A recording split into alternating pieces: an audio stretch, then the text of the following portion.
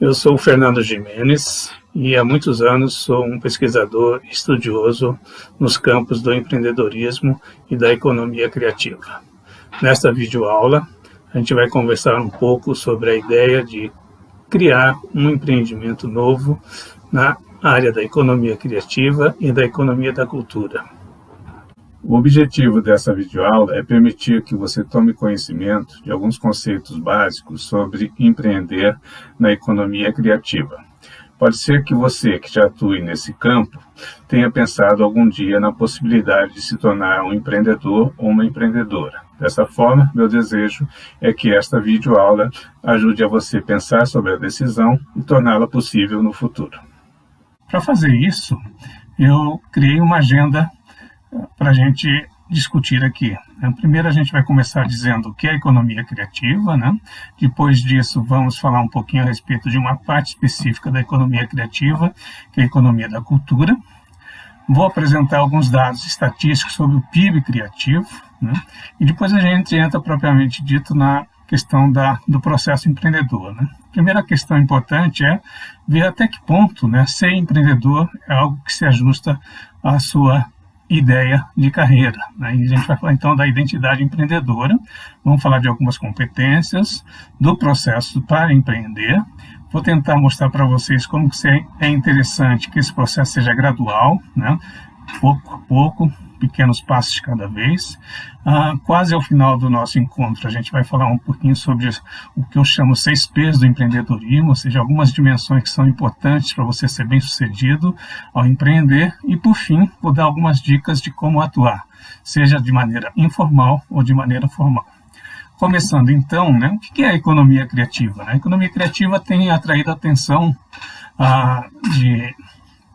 de governos, de formuladores de política pública há muito tempo, né? Já talvez há 20 anos vem se falando da economia criativa, né? A gente pode entender a economia criativa dessas duas maneiras que estão aí nessa slide, né? São um conjunto de atividades produtivas cujo processo principal é um ato criativo de um produto, de um bem ou de um serviço e cujo valor vem principalmente da sua dimensão simbólica, né? E essas atividades produtivas, elas resultam em riqueza cultural, econômica e social, né? Uma outra maneira é enxergar de que a economia criativa é exercida por profissionais, né? Então ela é um conjunto de atividades profissionais que utilizam as ideias como insumo principal para a geração de valor, né? A Federação das Indústrias do Rio de Janeiro, né, já há alguns anos tem desenvolvido alguns estudos, um mapeamento sobre a indústria criativa no Brasil. E nesses estudos eles costumam classificar a indústria criativa, o núcleo principal da indústria criativa, em 4 grandes áreas, né? Uma área de consumo, de cultura, a terceira de mídias e a quarta de tecnologia. Em cada uma dessas áreas há um conjunto de atividades. Por exemplo, em consumo está incluído publicidade e marketing, área de arquitetura, área de design, área de moda, né? No setor da cultura, né, o mapeamento da Firjan inclui expressões culturais, patrimônios e artes, música, artes cênicas. Na questão de mídias, então, principalmente a questão de livros, jornais, revistas, ou seja, a área atividade editorial, e também o campo do audiovisual, né? E, por fim, né, a Firjan incluiu uma área na economia criativa que nem todo mundo considera, que é a área de tecnologia, né? Que envolve atividades de pesquisa e desenvolvimento, atividades na área de biotecnologia e atividades também em tecnologias de informação e comunicação, as famosas TICs, né? Eu gosto de olhar para uma parte bem específica da economia criativa, que eu chamo da economia da cultura. Então, seria quase que aquela segunda dimensão que aparece ali no mapa da Firjan, mas juntando também a área de mídias, né? Então, o que seria uma economia da cultura? A economia da cultura envolve trabalhos de artes, né, que muitas vezes se caracterizam por um consumo imediato e que não tem esse caráter assim, de reprodução em série, né? Então, por exemplo, pinturas, exposições, monumentos, espetáculos, apresentações de artistas em geral, né? São trabalhos de arte que fazem parte da economia da cultura. Mas há também na economia da cultura uma parte de uma produção industrial em maior volume, né? Em massa, né? Tais como a produção de CDs, livros, DVDs, né? Ou seja, produtos de arte, como a literatura, a música e o cinema, né? E se a gente tenta detalhar um pouquinho o que seria essa economia da cultura, né, a gente pode enxergar também algumas categorias culturais e alguns setores. Por exemplo, ao campo do patrimônio, em que envolve patrimônio material, imaterial, aqui os museus, ao campo das expressões culturais, com o artesanato, as culturas, suas diferentes manifestações, as artes visuais, a arte digital. Há um campo muito expressivo de artes de espetáculo, né? Danças, música, circo, teatro, performances em geral. No campo também do audiovisual, do livro, da literatura, tá, o cinema, publicações. E, por fim, o campo das criações culturais e funcionais, né? Aquelas que estão associadas assim, a coisas que acabam se manifestando em usos pela população, né? Moda, design, arquitetura e gastronomia. Independente da gente olhar para o campo da economia criativa como um todo, ou como o campo da economia da cultura de forma mais específica, uma coisa importante que eu acho que deve ser salientada, né, é que essa economia está se tornando cada vez mais importante nas economias de todos os países. Isso é o caso também do Brasil, né? No mesmo documento que a Firjan elaborou em 2019, chamado Mapeamento da Indústria Criativa, a gente tem um gráfico que eu estou reproduzindo aqui, que ilustra como desde 2004 há um crescimento quase que constante, né, da participação da indústria criativa no PIB brasileiro, né? PIB é o Produto Interno Bruto, né, que significa, de maneira bem sintética, todo o conjunto de riqueza gerada em determinado país em determinado ano, né? Então, aqui a gente vê nesse gráfico, né, que nos últimos 5 anos, a participação do PIB criativo na economia brasileira tem girado em torno de 2,6%, o que é uma participação bem significativa, se a gente conseguir considerar, né, inúmeros setores que contribuem para a economia brasileira. Da mesma forma, né, no mapa da Firjan, a gente encontra um gráfico que eu quis trazer para vocês, né, para mostrar como é que é a participação da economia criativa no PIB dos estados, das unidades da Federação do Brasil, né? Então, por exemplo, a gente tem 3 estados que têm uma participação muito acima de 2,61%, que é a média brasileira, né? São Paulo, Rio de Janeiro e Distrito Federal estão acima de 3%, né? São Paulo chegando praticamente em 4%. Se a gente olhar para o caso do Paraná, né, que é o que interessa a gente mais de perto, a gente vê que o Paraná está abaixo da média, né, com 1,8% do PIB criativo em relação ao PIB total paranaense. Mas, de qualquer forma, né, é um percentual significativo da economia paranaense que vem da economia criativa.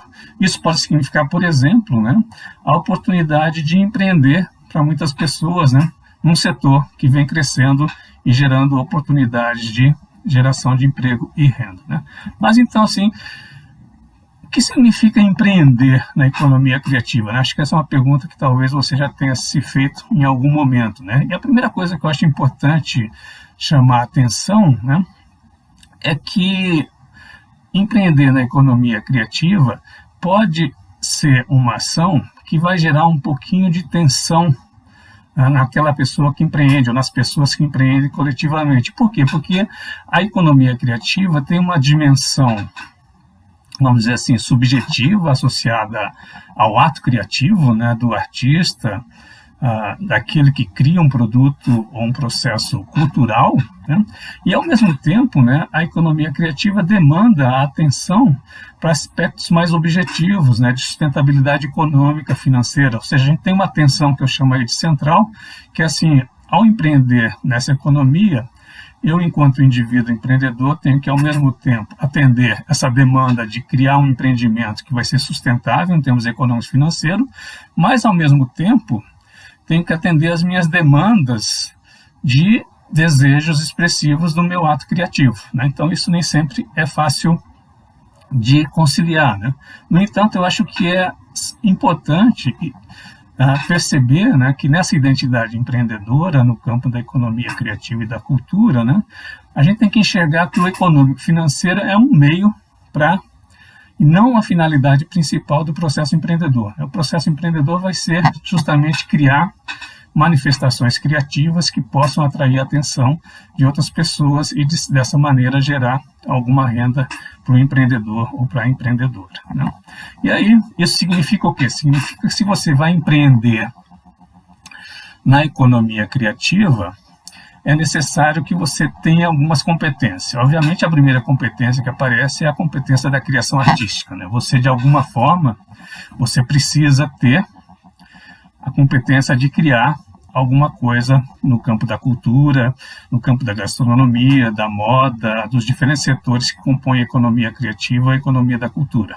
Ou você pode se associar a alguém que tem essa competência de criação artística, né, quando você resolve empreender em conjunto com outras pessoas, né.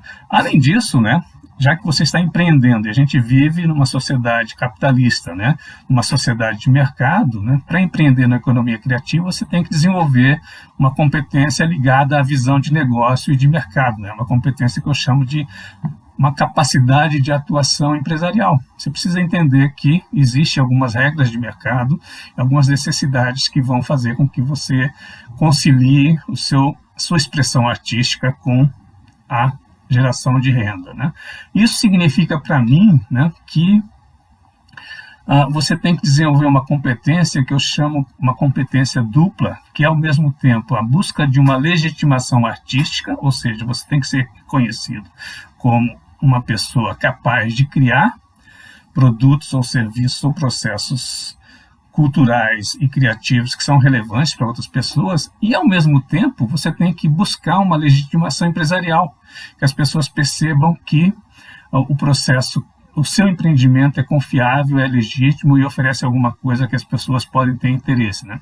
E nessa legitimação artística, né, você tem que desenvolver ao mesmo tempo, né, a gente sabe que uma característica da economia criativa muito marcante em muitos países, em especial no Brasil, é que existe uma grande oferta de recursos que são oferecidos através de editais, o que a gente chama de fomento público e privado. Então, nessa legitimação artística e empresarial, você vai ter que desenvolver uma competência de busca e aquisição de recursos no fomento público e privado. Mas, além disso, né, além dessas três competências que eu menciono, há mais uma que eu acho muito importante em qualquer empreendimento, né, e em especial nos empreendimentos da economia criativa, ou seja, uma competência de articulação com outras pessoas e organizações, né? Seja no seu fazer artístico, seja no seu fazer empresarial, né, você precisa desenvolver um conjunto de habilidades de networking, né, ou seja, de buscar parcerias, se articular em redes com pessoas, e para isso você tem que ter habilidades de comunicação, de negociação e trabalho em equipe. Porque você vai perceber, né, que empreender, embora seja muitas vezes descrito com um foco na pessoa, no indivíduo que empreende, empreender é um ato coletivo, que depende da cooperação de outras pessoas. Daí, então, a importância dessa competência de articulação, de networking, né? Mas, então, o que seria o processo empreendedor na economia criativa, né? Obviamente, o processo empreendedor na economia criativa, ele é muito parecido com o processo empreendedor em geral, né? A única diferença que tem, né, é que, como eu disse, nesse processo empreendedor, você tem essa tensão, né, esse dilema, está sempre tentando articular ou conciliar conflitos que às vezes interesses que às vezes podem ser divergentes, né? Seu desejo de criar e, ao mesmo tempo, a necessidade de atender demandas de pessoas que estão querendo comprar alguma coisa que você está criando, né? Então, mas de qualquer forma, quando a gente olha para esse processo empreendedor, o que a gente percebe é que um novo empreendimento vai exigir a definição de uma série de aspectos para que ele seja viável. Ou seja, o que significa um empreendimento ser viável, né? Que ele tenha duração ao longo do tempo, né? A gente sabe que as estatísticas mostram, no Brasil, também em muitos países, que a maioria dos empreendimentos que começam em qualquer área de atuação empresarial, né, eles têm muita dificuldade de superar 3 anos de idade, né? E o que a gente chama de empreendimento viável é aquele que consegue superar essa barreira dos 3 anos e seguir existindo por um bom longo tempo. E a primeira definição que você tem que tomar, onde vai atuar o seu empreendimento? E daí acho que é natural, né, que essa escolha do campo de atuação vai estar ligada ao seu fazer artístico. Se você é um escritor, provavelmente você vai empreender na área de literatura. Se você é um músico, você vai empreender alguma coisa na área da música, e assim por diante, né? Se você é um profissional da gastronomia, se você é um profissional do turismo, você pode empreender nessas áreas que estão ligadas ao seu fazer artístico, ao seu fazer onde você cria as suas coisas. Mas há também, né, uma primeira definição aí que diz respeito à amplitude da sua atuação em termos geográficos, né? Embora hoje em dia, né, seja muito comum os empreendimentos surgirem com uma atuação que, além de física, em determinado local, em determinado espaço geográfico, há também uma atuação virtual online. Mesmo nos empreendimentos online, você precisa definir se você já vai começar tentando atender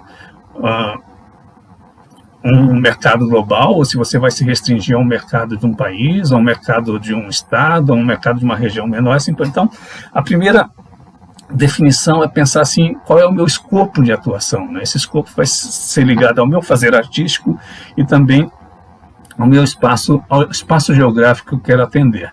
Definido isso, né, você tem que começar a pensar, bom, eu sei fazer algo, eu sei criar coisas, eu sei criar produtos, eu sei criar coisas que podem interessar outras pessoas, mas eu preciso pensar assim, olha, para o empreendimento ser viável, ele precisa ter determinada capacidade de produção desses produtos e serviços, né? Ou seja, então eu preciso pensar assim, até que ponto, que volume eu sou capaz de oferecer os meus produtos e serviços ou serviços que tornem esse empreendimento viável. Então eu tenho que pensar na minha capacidade de oferta de produtos ou serviços. E além disso, eu tenho que pensar também, né, que muitas vezes o meu produto ou serviço tem que ser acessados em determinados espaços que não necessariamente são o mesmo que estou. Eu tenho que pensar então na minha capacidade de distribuição. Como é que eu faço, por exemplo, um livro meu chegar até a mão de um leitor interessado? Como é que eu faço alguém chegar a um espaço onde eu quero expor minhas telas, se eu sou um pintor e assim por diante. Então eu tenho que pensar um pouco nessa capacidade de produção e na sua distribuição. Isso significa pensar em equipamentos que porventura eu possa precisar, em materiais, nas instalações, nas conexões que eu devo ter, assim por diante. Definido o escopo de atuação, definido um pouquinho assim dessa capacidade de produção, a gente tem que pensar também que todo empreendimento precisa ser organizado de alguma forma. Na verdade, eu prefiro dizer, né, que todo empreendimento tem que ser estruturado. Precisa ser estruturado. Isso significa pensar, olha, eu tenho um conjunto diferente de atividades que precisam ser feitas para esse empreendimento ser viável. Elas são atividades produtivas, ligadas ao seu fazer artístico, né? Mas elas são também atividades administrativas que eu preciso organizar, eu preciso ter um espaço para colocar os meus produtos, eu preciso ter um espaço eu preciso ter processos e métodos de comunicação com as pessoas, eu tenho que registrar as vendas que eu fiz, eu tenho que registrar as compras que eu fiz, eu tenho que pensar nos pagamentos que eu devo fazer. Então, há um conjunto todo de atividades. E há também a necessidade de você pensar que empreender exige alguns serviços de apoio de terceiros, né? Pois eu posso precisar de um contador, eu posso precisar em alguns momentos de uma assessoria jurídica ou de assessoria de advogados. Por exemplo, se eu consigo um contrato de fornecimento de mais longo prazo, seria interessante que esse contrato fosse avaliado por um profissional da área do direito, né? E muitas vezes, né, embora a maioria dos empreendimentos da economia criativa tendam a ser iniciados de forma isolada, né, você pode precisar, ao longo do tempo, de ter pessoas trabalhando com você. Então você tem que pensar um pouquinho assim nos seus colaboradores, o que cada um vai fazer, pensar funções, tarefas e assim por diante. Então, basicamente, o processo empreendedor ele envolve essas três grandes áreas de definições, né? Assim, um espaço de atuação, um pensamento sobre a capacidade de produção e a estruturação do empreendimento, né? Mas, além disso, né, eu acho também que vale a pena refletir na ideia de que esse processo empreendedor vai depender de um conjunto ordenado de ações que a gente deve fazer quando está empreendendo, que significa tentar obter recursos e dispor esses recursos de forma organizada, visando a algum determinado fim. É o que a gente chama de aquisição e aplicação de recursos. Você vai perceber que como você já deve saber disso, o seu fazer artístico demanda materiais, demanda equipamento, então você tem que pensar em como adquirir os recursos físicos. Muitas vezes você vai precisar de recursos financeiros, né? Mas em especial, né, um recurso que a gente gosta de chamar a atenção e que muitas vezes o empreendedor ou a empreendedora que está iniciando não percebe que já tem, é aquilo que a gente chama de capital social, né? Ou seja, você pode se basear nas suas relações pessoais, seja de pessoas mais próximas ou de pessoas mais distantes, para tentar adquirir informações, dicas, sugestões, entender um pouco a área de atuação que você está tentando entrar, né, para ser melhor sucedido. E por fim, né, quando você começa a atuar de forma empreendedora, né, você tem que pensar em alguns mecanismos de acompanhamento e ajuste, né? Obviamente, a gente sempre começa pensando que aquilo que a gente faz vai agradar todo mundo e de repente a gente percebe que algumas pessoas querem coisas um pouco diferentes. Será que eu sou capaz de fazer isso? Você deve tentar responder essa pergunta, né? Será que eu estou disposto a mudar alguma coisa que eu estou fazendo do meu fazer artístico para atender algumas demandas, né? Então, essa fase do processo empreendedor, né, vai exigir um pouco de flexibilidade de você, no sentido de você entender mudanças que estão acontecendo, seja mudanças sociais, mudanças econômicas, né, no espaço de atuação que você escolheu, mas também, né, vai exigir um pouquinho de controle do seu desempenho, né? Será que o empreendimento que eu estou fazendo está me dando satisfação? Está dando satisfação para os meus clientes? Será que além de satisfação para os clientes e para mim, eu estou tendo algum resultado econômico, né? Eu estou sendo capaz de gerar renda para mim ou para outras pessoas? Será que o meu desempenho também está ainda de acordo com o meu fazer artístico em termos de originalidade e inovação, que são dimensões importantes na economia criativa, né? Então, assim, em síntese, né, se você tentar refletir um pouquinho sobre essas 5 grandes áreas de atuação num processo empreendedor, você começa a perceber que empreender não é algo tão difícil quanto parece, né? Mas que exige alguns cuidados. É por isso que eu digo, né, que o processo empreendedor ele deve seguir um processo, um ritmo, melhor dizendo, um ritmo gradual, né? Vamos tentar fazer nada às pressas, não vamos tentar fazer nada muito grande de imediato, né? E esse processo gradual, na minha opinião, ele deve estar apoiado em algumas coisas. Obviamente, primeiro, nas suas experiências prévias, né? Você vai, especialmente se você está com um empreendimento baseado em algum saber artístico que você possui, que se manifesta em produtos ou serviços criativos. Obviamente, você deve se apoiar também nos conhecimentos que você já possui, né? Você, obviamente, como uma pessoa que vive dentro de um contexto, conhece muitas coisas que podem ser úteis no seu empreendimento. Mas não deve esquecer, né, que há coisas que você não conhece, há coisas que você não sabe. E nesse sentido, né, você pode usar e se apoiar nas redes de relações que vão lhe permitir acesso a recursos, a novos conhecimentos e a informações necessárias. E ademais, né, eu acho que na economia criativa, né, existe uma tendência que eu acho razoável, que você deve observar e tentar seguir, que é assim, começar com um número pequeno de produtos e serviços. Não pense já em começar ofertando coisas muito diferentes ou uma grande linha de produtos, né? Comece com um número pequeno de produtos e serviços que você sabe fazer, que você tem competência para fazer, e ao longo do tempo você vai ampliando essa sua oferta.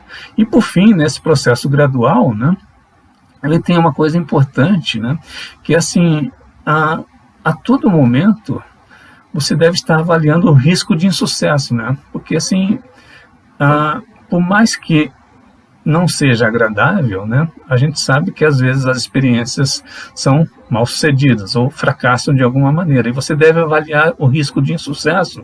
E uma maneira de lidar com esse risco de insucesso, né, é você pensar numa forma gradual de ir investindo o mínimo necessário para iniciar o empreendimento, e conforme você vai sendo bem sucedido, você vai ampliando o seu investimento. Então esse é o processo gradual, né?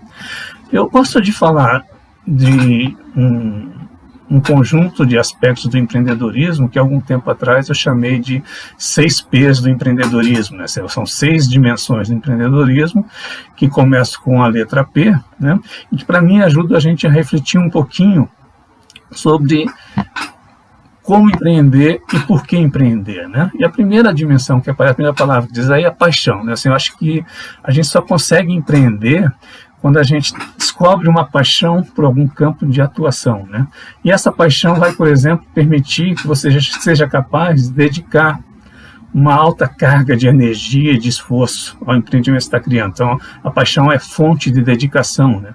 Ao mesmo tempo, né, a paixão permite que surja em você, né, uma apetência, ou seja, uma vontade para atender às demandas desse empreender. Você vai perceber que nem sempre, em alguns momentos, você vai passar por crises, né? E se você está realmente apaixonado por essa área de atuação, você é capaz de superar suas crises, né?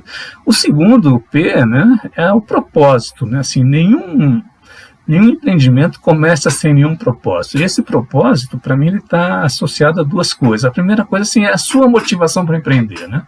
Por que você quer empreender? Qual é o seu propósito? O que você quer fazer? Eu acho assim que na economia criativa, né, a gente tem um propósito geral para todos os empreendimentos, né, que eu acho assim que os criativos em geral, eles usam os seus empreendimentos para se expressar para a sociedade, né? Ou seja, mostrar que estão fazendo algo que pode ser relevante para a sociedade no campo da cultura, no campo da arte e assim por diante, né?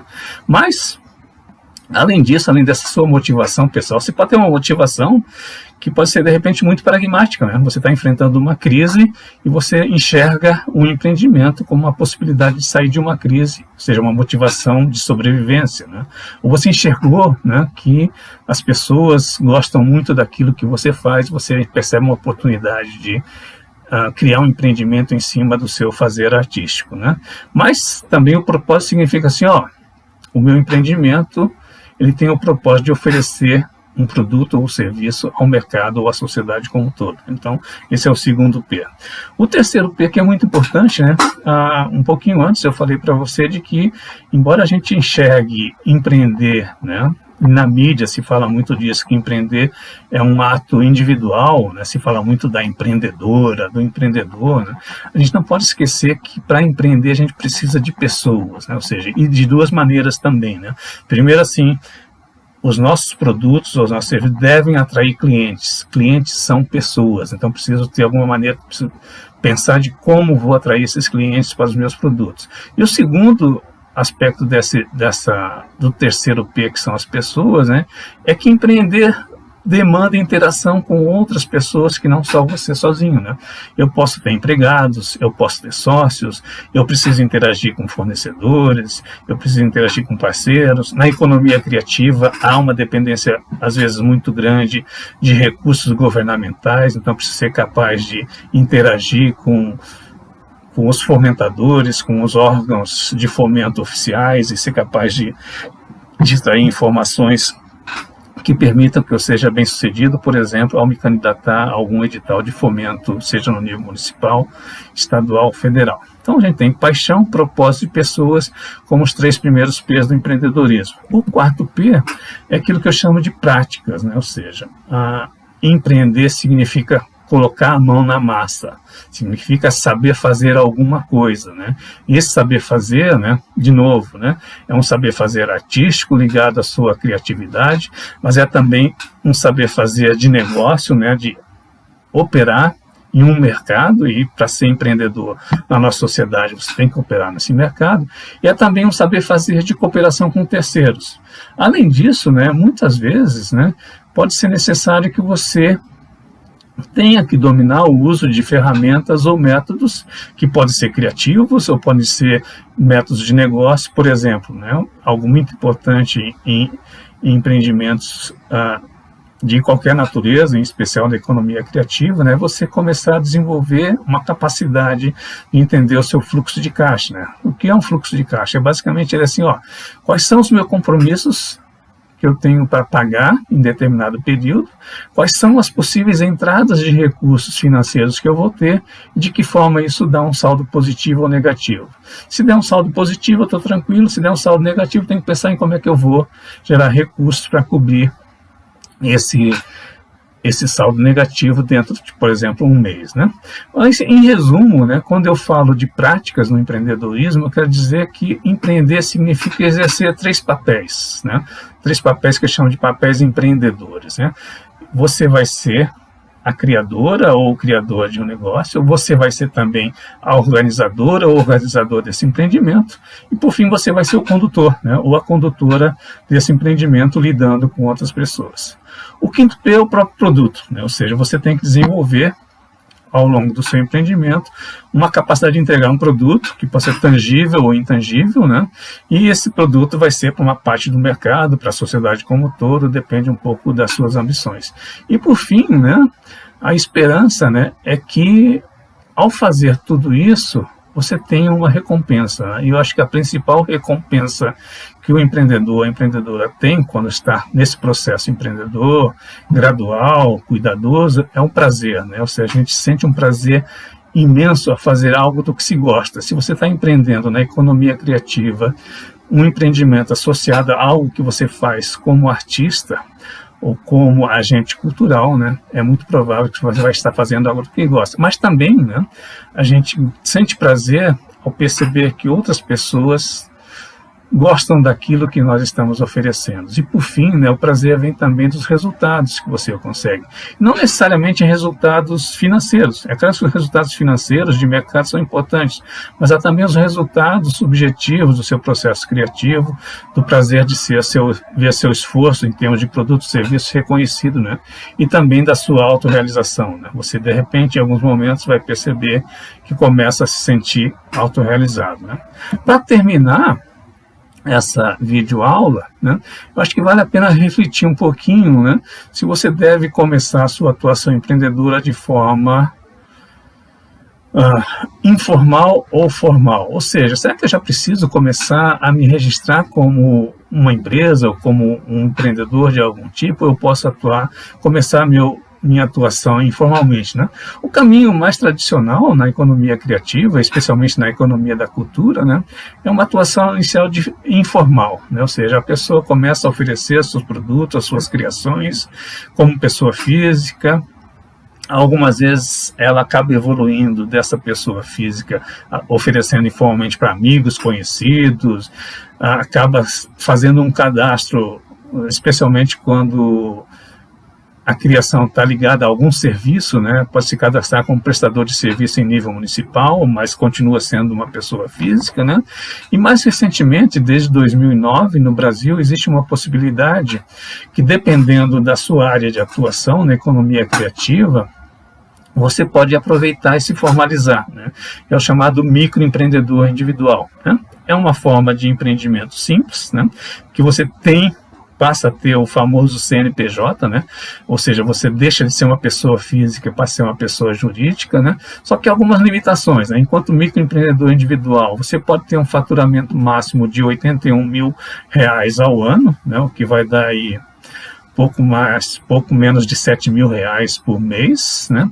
E você pode no máximo contratar um empregado, né? Então, de repente, se você acha que o seu empreendimento tem a tendência de se ficar pequeno ao longo da sua existência, né, o microempreendedor individual pode ser uma opção razoável, né?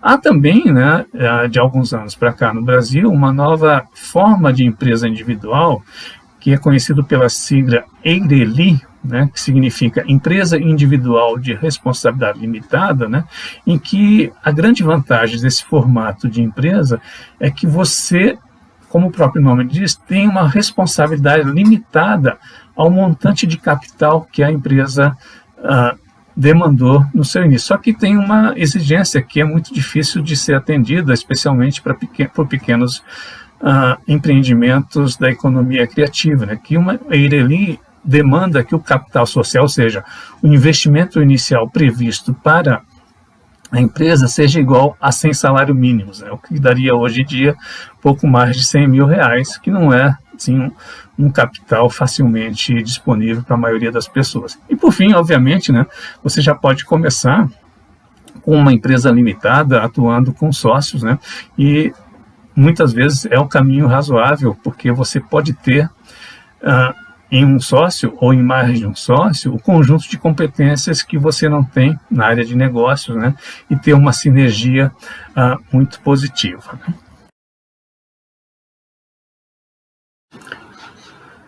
Como você viu, Nesta videoaula a gente abordou alguns aspectos que eu julgo fundamentais e básicos para a iniciativa de criar um empreendimento no campo da economia criativa e da área da cultura. Se você quiser tirar alguma dúvida, conversar a respeito sobre o assunto, estou à sua disposição. Você tem os meus contatos no slide inicial da apresentação. Até lá!